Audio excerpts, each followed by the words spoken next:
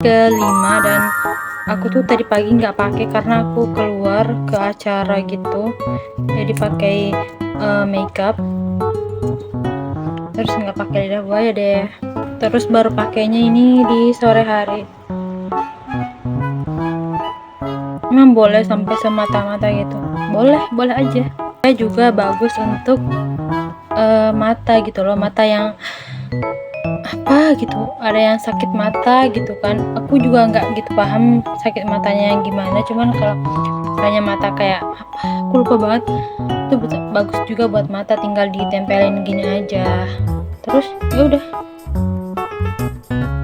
pernah denger itu di podcastnya Ustadz Khalid Basalamah tentang aloe vera. Di situ lengkap banget. Aloe vera bisa buat menyuburkan rambut, bisa buat obat luka, bisa buat macam-macam, ini banyak banget, dan situ udah ada penjelasannya, cara buatnya. Ya tinggal ditonton aja. Sampai jumpa di hari ke-6.